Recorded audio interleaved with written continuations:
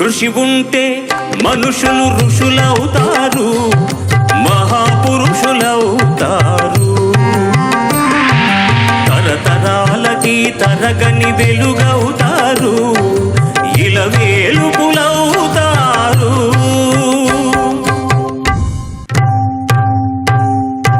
అడుగో అతడే వాల్మీకి, బ్రతుకు వేట అతనికి, అతి భయంకరుడు యమకింకరుడు, అడవి జంతువుల పాలిటి. అడుగో అతడే వాల్మీకి. పాలపిట్టల చంట వలపు తేనెల పంట పండించుకొని పరవశించిపోయే వేళ, ఆ పక్షుల జంటకు గురి పెట్టాడు, ఒక పక్షిని నేల కూల్చాడు.